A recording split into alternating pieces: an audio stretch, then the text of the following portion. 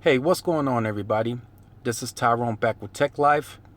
And before I get the video started, I just wanted to let you guys know that this video is going to be a bit longer. So I definitely appreciate you guys for tuning in, and let's get started. So as many of you guys already know, I appreciate all the emails that were sent in. T-Mobile cleaned up big in the 600 low-band spectrum auction. Now, to add this to their spectrum portfolio is really big. But I've already seen analysts, other media outlets, tech blogs, they're going crazy about this. This will put T-Mobile on par with AT&T. They're going to catch them quick. Now, as you guys have been following the channel, I have to keep it honest, so I will give you guys my honest opinion throughout this video. And before anything else happens, in my opinion, for me, once again, adding this to their spectrum portfolio is big. Now, this is not rolled out yet. They just purchased it for $7.99 billion. They got this spectrum. They got 45% of the entire swath of spectrum that was offered by the FCC. So that is definitely big for T-Mobile, but once again, it is not rolled out yet. So that's going to take additional funding to roll this out, I would say, over the next 24 months effectively. So for me, first, I would have to see the earnings call, their next earnings call, and see if they raise the capital investment. For me, in order for them to effectively roll this out, I think they have to increase their capital investment to around $7 to $8 billion. I think that's a sweet number for them. And then I would feel more confident to seeing this more on the nationwide scale towards the end of this year. Now, Neville Ray came out earlier. That's why I waited a little bit to make this video. I saw a lot of other YouTubers already addressing this topic, and they're all like, whoa, like, holy crap. Me at first, I was like that as well. But then I calmed down. I said, okay, let me do some research. Let me think about this from a different way. So definitely, I would have to see what the capital investment will look like for the 2017 fiscal year. If it goes up to 7-8 billion, then I can say, okay, T-Mobile is going to try to make a push for it. If it stays around where it is now, around the 4 or 5 billion mark, then I can see this being pushed out very heavily in bigger cities, like my city, for instance, El Paso. We have a 20 by 20 megahertz for the up and download. I can see it in New York, Chicago, and then other bigger markets where they have spectrum issues. I can see that being rolled out first there, because they already have the infrastructure. And as I showed you in one of my other videos, the current low band panels that they have the 700 spectrum on, it can coexist with those panels. So I can see that happening there. You got to remember, in these new markets, since they now own literally 100% spectrum across the US on the 600 band, they will have to invest heavily into the Montanas, into the South Dakotas, in getting the infrastructure established. So that includes towers, backhaul, panels, all that good stuff. And that, once again, that takes time. That's permit approvals, and it takes more funding. So under the current capital investment, I just don't see them being able to, spread it widely. Now, if they go up, as I said, to 7-8 billion, I think that's a sweet spot for them. And I think with that, they can effectively and aggressively attack these markets and get it rolled out. And, and also they can cut some of their funding down as well by not having to pay AT&T for roaming agreements. So that's also going to add additional capital to the wireless investment. So that's one thing that I wanted to bring up. The next thing I wanted to bring up, let the competition begin. Now, the competition is really going to take off. I see Verizon aggressively now reforming their Band 5 towards LTE. I see them making an even bigger push towards small cells. And I also see them trying to make a bid for Dish. Dish also got a nice amount of spectrum out of this auction, so did Comcast. And since, Verizon lacks spectrum in the mid band and high band, and so I think they will go after Dish, and they will look to use that 600 as well from Dish, and also Dish's mid-band spectrum. So I see Verizon doing that, and that right now Verizon is going to they're going to let the money talk. They're going to say, T-Mobile, good stuff. You guys got that spectrum that you needed, that beachfront property. Well, now we're going to show you what we can do.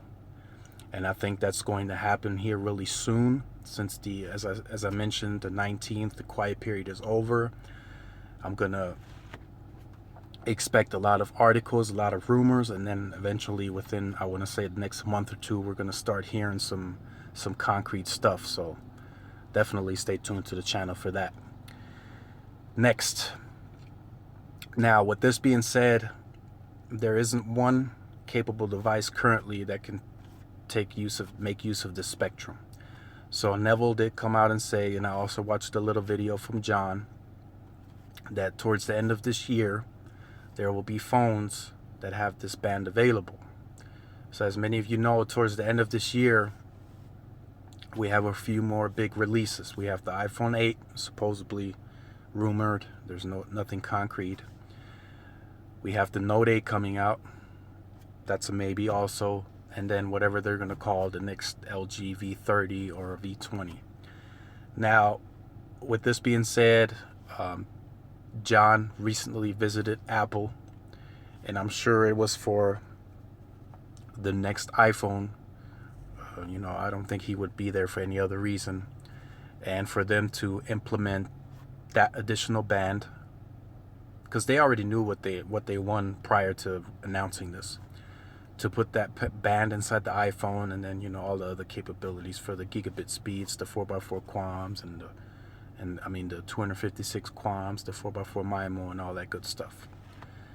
And I do see the LG V30 implementing this, and then of course Samsung is going to do this as well. And then the next year we're going to see the Galaxy S9, the LG G7 or whatever they're going to implement this as well. So I'm still looking for more phones to carry this band. So as we get further into the following years, I'm sure every flagship is going to carry this, as well as the mid-range phones and all that good stuff. So definitely too much hype for this right now, in my opinion. I think adding this to their spectrum portfolio is good enough right now. It is not rolled out yet nationwide. Neville did say, he came out and said this right away, 10 megahertz is already cleared in certain markets. Which ones, I don't know yet. So 10 megahertz is already cleared that they can roll out. By the end of this year, he says the FCC will have cleared 1 million square miles of this spectrum. Once again, cleared and rolling it out are two different things. So he can say, yeah, it's cleared. They still got to roll it out, which is going to take time. In my market, the New York market, I do see it popping up towards the end of this year, early next year, just because the infrastructure is already there. So it's going to be a much smoother transition. But other than that, to see it more on the broader scale into the Montanas and South Dakota, I'm thinking, way into next year, maybe even overlapping into 2019. So I definitely just wanted to make this video for you guys, giving you more of a detail on this and what it will really take. And the competition factor is going to take big play in this as well. This means that AT&T is going to be behind, Verizon's going to be behind, and Sprint can't even be placed in this conversation because Sprint has no type of bigger native coverage than what they currently have, and the rest is added on by roaming. So Sprint can't even be placed in this conversation, but Sprint does have nationwide band 26, 100%. So soon Sprint is going to have to do something, because this is really, as far as how the PR and the media is perceiving this, and investors, Sprint's going to have to do something. So, this is definitely perfect timing for T-Mobile to announce this. It's kind of been, I don't want to say it's been slow, but they haven't made any big announcements since their T-Mobile One All Unlimited, and this is definitely a big announcement. So I just wanted you guys to be aware that this is, once again, it's a process. It can be done. Neville is usually really good at this. So I definitely want to hear you guys' comments in the comment section. I want to hear opinions. Let's get interactive. And like I said, we usually keep it realistic and honest on this channel. And I think with this, we have to. I've seen some people already saying, oh, T-Mobile is going to dominate. They're going to rock it. Yeah, they're going to have added spectrum in certain markets where they need it. But on the coverage end, they're going to have to add it's going to be hard work adding every single inch of that square mile of LTE for T-Mobile to catch Verizon and be toe-to-toe with them. But now they have the spectrum in their portfolio, so let's see what happens. So I definitely appreciate all the support. To all the viewers, new subscribers, definitely much appreciated. Give these videos a thumbs up. It keeps me motivated, keeps me going. Like, share, and subscribe. This is Tyrone with Tech Life, and I will see you guys in the next video. Peace.